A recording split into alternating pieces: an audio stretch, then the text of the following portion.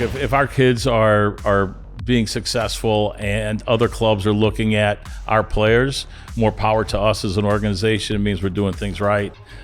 So yeah, look, that stuff can happen. We haven't gone through it yet. Right now, we're just excited to be churning out players and producing that sort of interest in the organization.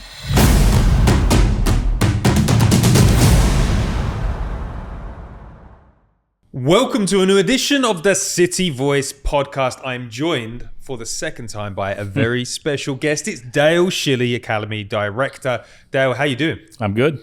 Been a while. December 2022, I believe. I had a very different hairstyle. You didn't. You had the same hairstyle. Yeah, I got the same, and it hasn't grown since, so it still looks the same. Yeah, we were sitting over there in the training ground. It was covered with a sheet. We thought we're going to get this epic view, and it wasn't as epic. But the podcast was good because I was watching through it last night. So there's plenty to talk about.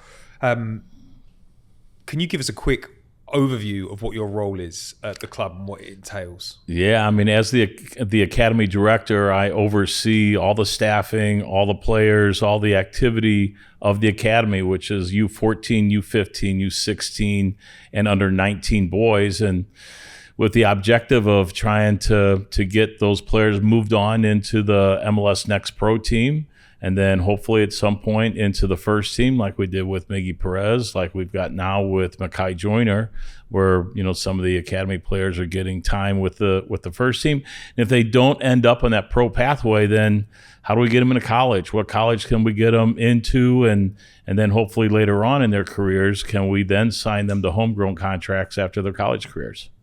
Last time we spoke, there wasn't a first team, really. I mean, it was that they hadn't done a preseason.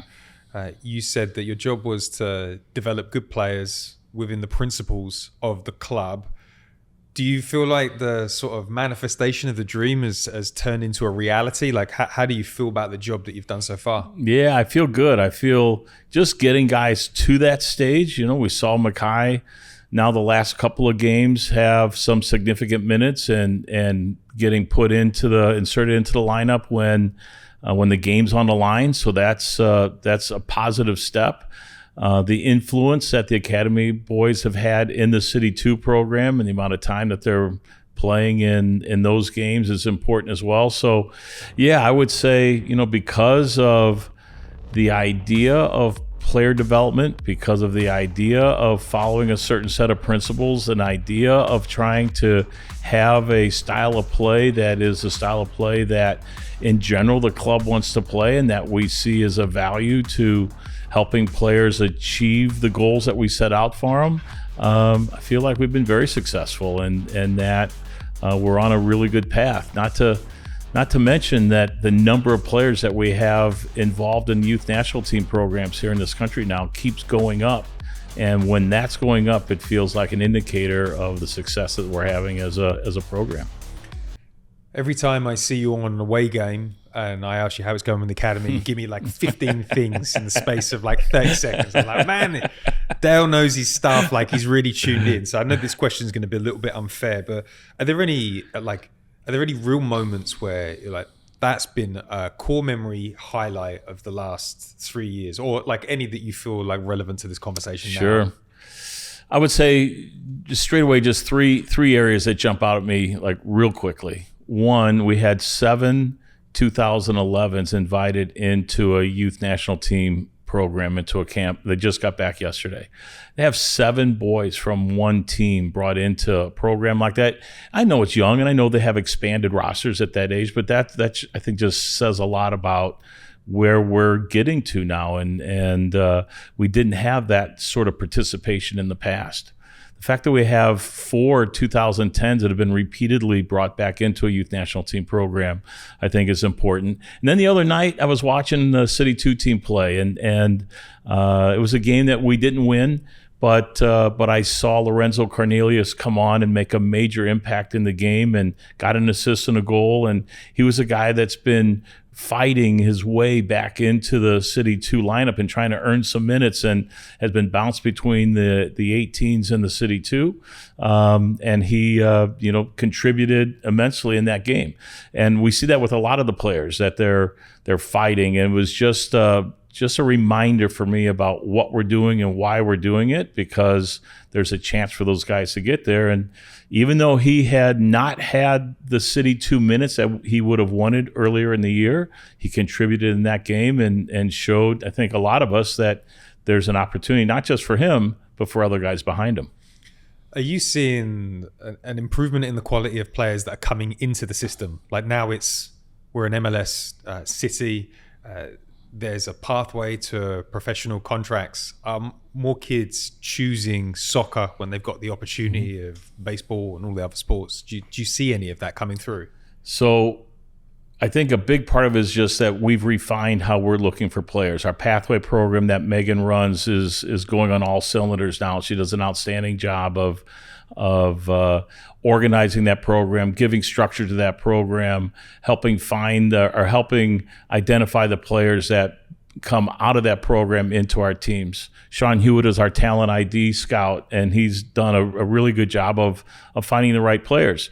And so, for any team, getting the right people on the bus is important, and we have to have quality players that belong in this program get on that bus in order for us to be able to produce the type of players that we need when we get when they leave the program, when they get to the age to get into City 2 or to the first team.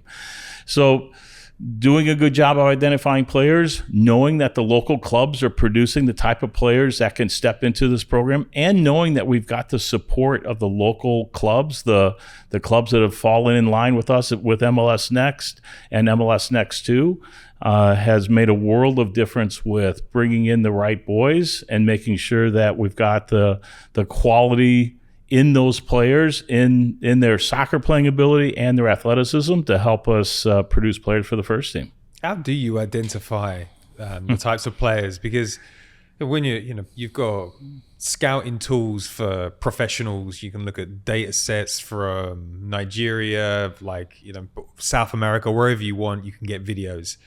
When it comes to kids, where does the data come from? How do you scout? Is it kind of almost a bit old school where you get a phone call and then you start to get trusted minds, or is it the schools? What's the magic there? Everything. Phone calls, emails, YouTube clips, videos, highlights, juggling tricks, playing games. I mean, you see all of it. But for us, a big part of it is just really cultivating the community in St. Louis and making sure that we're getting the best players out of here. For sure, we'll get the phone call and the email and the video clip of a player from another community from outside the area that thinks they're a good match here. And if they happen to be a positional need and the situation is just right, then maybe we entertain it. But for the most part, we're looking for the guys here in St. Louis that have the ability to play at the level that we're looking for. And to do that, it's really getting out, watching them play, getting to know their coaches, getting to know the players as a person, getting to know their family a little bit, watching them play in different environments, both in their club environment, in our training environment, in an open tryout environment. We don't leave any rock unturned. I mean, we are looking for players that can eventually make it into the stadium, and you just don't know at a young age who that's going to be. So we look at them all, we assess them, we share a lot of opinions, we talk about a lot of players. We really scrutinize the best we can in order to find the right guys to move into the program. I know that your role isn't just about getting players into the stadium. It's about making sure that when they leave, they go on to great things, even if it's not a professional career. Do you have any good stories of players that haven't quite hit the level here but have gone on to do good things elsewhere? Well, I think there's any number of guys that were brought into the program early that didn't have a first team to jump into necessarily, but now they're off in college, they're playing in the collegiate programs. I mean, our oldest group were 2005s. I believe 2005s are juniors in college now, so they're often doing the college thing. And the other day I got stopped by one of the dads of a boy who was a 2006.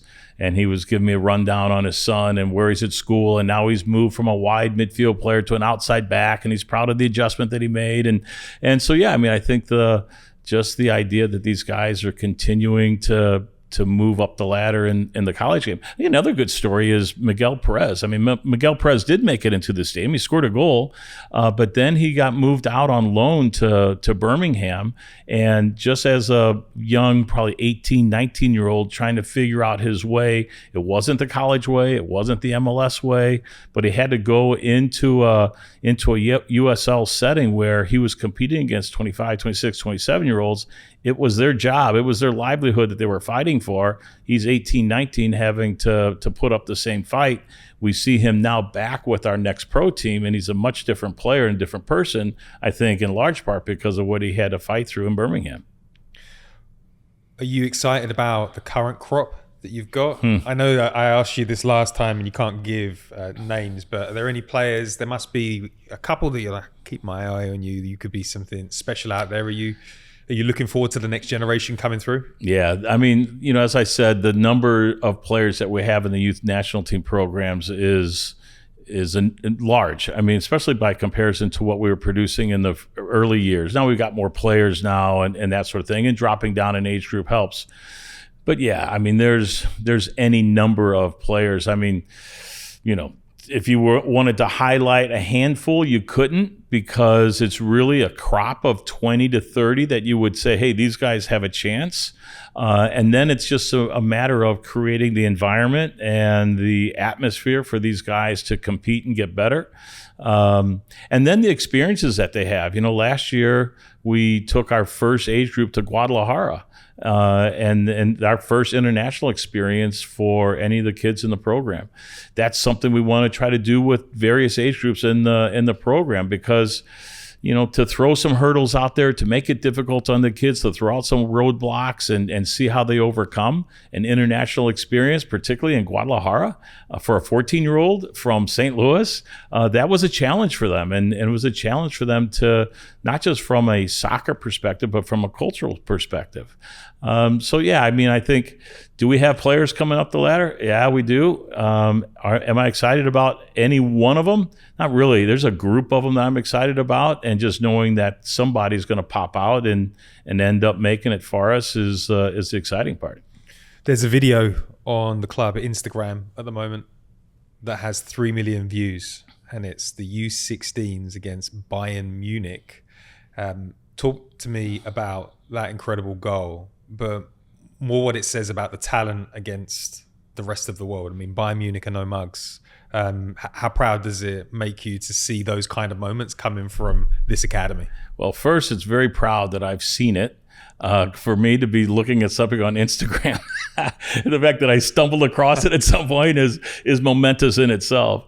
Yeah, look, it was a great build-up. It was right off the kickoff, I'm not mistaken. I think it was 40 seconds into the game, and it was 5 or 6 consecutive passes that we got forward. I think the shot was blocked on the line. The rebound, I think it was Jack Hennessy, scored the goal.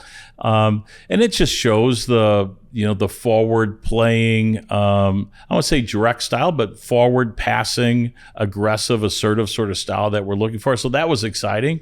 And also knowing that some of the boys in that video were U15s playing up in the U16 environment was important as well.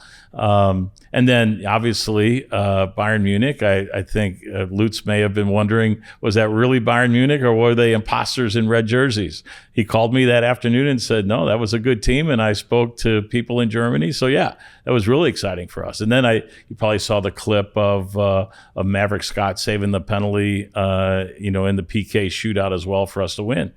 That was great for those kids. Do you ever get a little bit worried when a goal like that does the round? Because it wasn't just on our feed that did the rounds, that went all over the world. I saw that being shared. Do you ever worry that puts a bit too much of a sort of global spotlight on these kids that you're trying to foster into great players? Do you worry about other clubs nipping in and taking some of your talent? Because it's happened across the MLS. Yeah. No. Look, if our kids are being successful and other clubs are looking at our players, more power to us as an organization. It means we're doing things right. So yeah, look, that stuff can happen.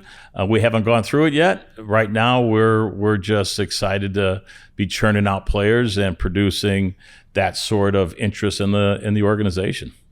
You don't just produce good players. It seems that you produce pretty good coaches as well. Can you tell me how impressed you've been with your coaching staff? It seems to be a pretty stable group. And talk to me about how you think about moving them through the different age groups. So yeah, I mean, look, the quality of the coaches is really high, and I just stay out of the way when they start to do their work. It's they spend a lot of time with the players. They spend a lot of time on the field. They spend a lot of time in preparation for training, for video, for IDPs, for player assessments, and it's their commitment is what helps bring the players along. In terms of their, who belongs where and how do they fit within the teams, that's a really important part as an academy director, is matching them up with the appropriate age groups. Just because somebody is good as a U18 or U19 coach doesn't mean they should also be good at U14. Same with U14s in other age groups. So you have to really spend your time looking at what their strengths are. How do they communicate with players? How do players respond to the coach's instruction, respond to them in terms of their game performance, in terms of their overall development over a long period of time? As you watch that, you start to chart it, you assess it, and then you get your coaches lined up for different teams. And part of it's trial and error. Part of it is, so-and-so wasn't successful at this age. I want to put that person in a different age group because I think that person could be more successful. So it's just it's a matter of leadership and management, just trying to make sure people are put in the right spots where they can be successful. There are principles that this club abides to from a sporting perspective. Are the coaches at those levels allowed to innovate within the structure that's set up? Like, do you see different styles of the same religion, football in religion, as you go through the age ranks? Do you encourage innovation within the system? They have to. It's who they are as people. It's who they are as coaches.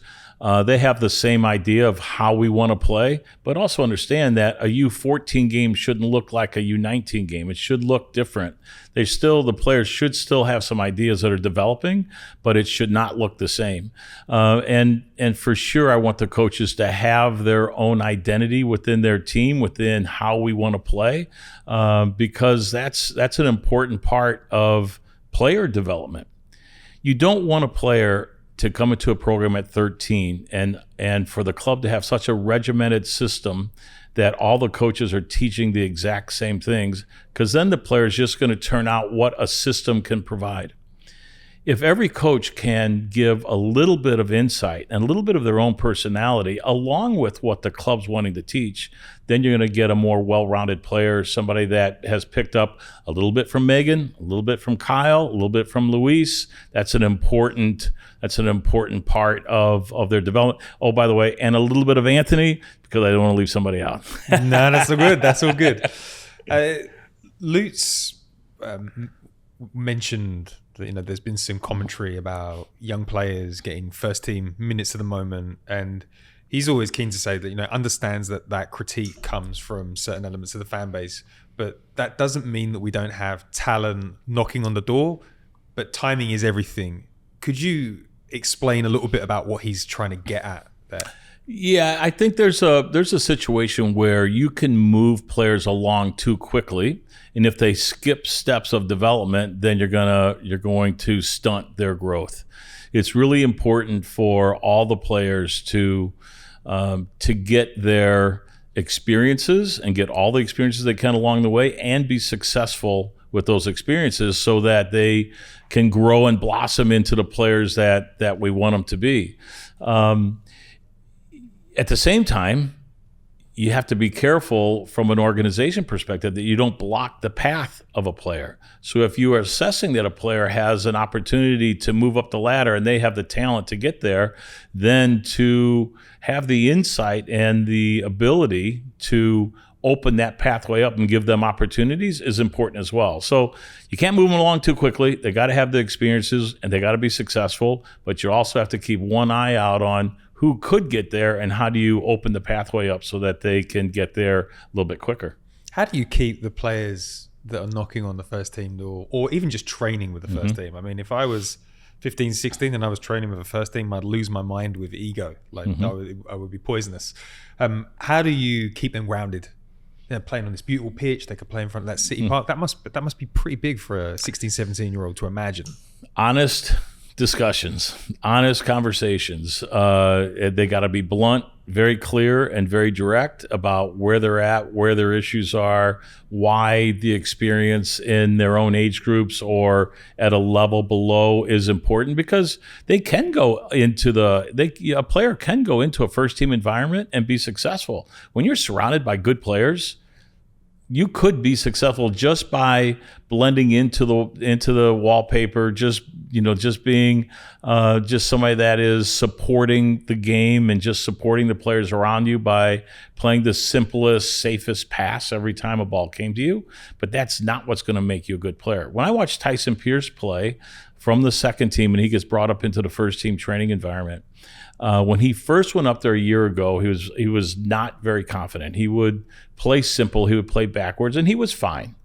Now when I see him go up into the first team environment, he's had a year of second team play under his belt. Now he's more confident. He can take players on. He can create opportunities on his own. You can see him growing and developing. Now consistency is the next step for him, but he's one that I see that is going through the process in the right way, and I could see him taking that next step at some point here in his near future. That's very exciting. David Critley, one of yours, getting the big promotion to City 2. Did that make you proud to see that movement? For sure, and it's well-deserved. Critch is he's a guy that is a relationship guy. He's got a really good soccer mind. He has really good soccer ideas, but he is in the trench with the players. He's working with them all the time. He's a really good communicator with the players, and it didn't surprise me that the opportunity came for him, just because of how he relates, how he works with the people that are the soccer players that play for him. He'll be successful. He's gonna do a great job there. Not only is he good with the players and the way he manages and leads his players, you should see him work with his staff. They have very clear roles. There's a very clear idea of how they're going to work with the team, what their position is within the group, and that allows him to be successful with his staff. He's going to be successful there. Yes. Does it make me proud? Yeah, I'm super pleased for him. Good communicator with the fans as well. Yeah, he is. I think he's a key part. Yeah. Talk to me about the success of City 2 in the context of like bringing players here. I mean, there's potentially going to be another record-breaking crowd of over 11,000 coming to City Park to watch a 2-team. Everybody else in the league is blown out of the water. When you're speaking to parents, when you're speaking to players, does that help with the recruitment drive? Because St. Louis City, really does its job, and the supporters, they show up. You're reading my mind. I have a presentation to give tomorrow night, and that's a slide that I just did was the fact that we do want players to make it into the stadium for the first team, but the step before that, the one where a greater number of players gets to is the 2 team in Next Pro. So playing in front of 10,000 people or 11,000 people in the stadium as a 17 or 18-year-old, which is a realistic goal for players that are in our academy, that's exciting for them. And yeah, does it help attract? For sure it helps attract. But I also think that just the program itself is what's attracting players to St. Louis City right now. What are you excited about over the next year? What's hot on the agenda? What are you developing? Yeah. I would say, the quest that we're on with the international experiences and trying to find different types of experience for our players to help in their development. Guadalajara was an intentional pick. why would we want to pick Guadalajara for 14-year-olds? We can see that we're going to have a number of players at 14, 15, 16 with the youth national teams.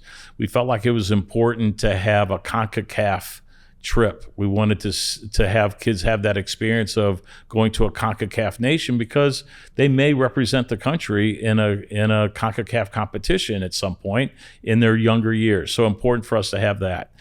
South America, I think, is another experience that I want players to experience because of the passion in which the game is played down there and the way the game is viewed. So I want them to see that. And Europe, Middle East, North Africa. I mean, there's Europe for sure. What country?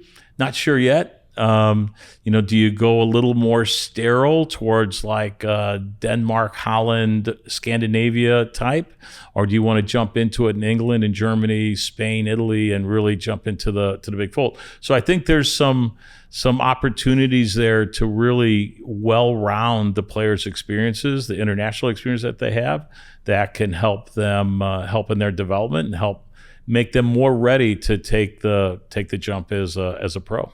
Is it part of your thinking to make this St. Louis Academy globally recognized? And 100%. That's why you're like taking it on the road. Yeah, and I think at one point it's about experiences for the players, and at one point it's about exposure, both the players' exposure to the world, but also other clubs and organizations' exposure to our players. We want them to be seen. We want them to be recognized. We want them to feel the pressures of other eyes on them, watching them perform. Feel like that's what's going to sharpen their tools and help them make it. And a quick message to any young fans that play the game that are like, I would really love to get an opportunity. What are the core things that I need to do to impress your team to get a chance at the club? Like, what would you tell them to focus on? Yeah, at the younger ages, get better with the ball. Just keep getting better with the ball, because anything else we're going to work on here in terms of defending or forward playing or whatever it might be, being good on the ball is what will eventually get you into the stadium. You'll have your hard defenders, you'll have your center backs, you'll have your guys that are out and out defenders, but they have to be able to pass. They have to be able to connect the first pass. There are other guys on the field that are going to be about how can they get themselves out of trouble, how can they combine, how they can create goal-scoring opportunities, how can they help the team connect and keep the ball for a little bit, get better on the ball. Great advice. Finally, a little tradition in the show, we throw a little message out to the fans that come up and speak to you when you're on away days or when you're standing on muddy fields. Do you have any message to the fans? Do I have any message to the fans? A message to the fans. Like, go St. Louis City. Just keep supporting the game here in this country. Keep growing the game. Keep talking to players and neighbors and friends and family about getting their kids involved in the sport, and let's just keep growing it. Fantastic. Dale, it's been a pleasure talking to you. That was a whirlwind of questions that we got through. I hope that everybody feels suitably updated, and you can follow along on the website, on socials. We've got our own Academy Instagram accounts, and do check out that unbelievable goal against Bayern Munich. It really is a worldie. On that note, I'll say thank you very much for joining us. And if you're listening, give us a little 5-star review and make sure you subscribe so you can get your monthly hit of City Voice podcasts. Ciao for now.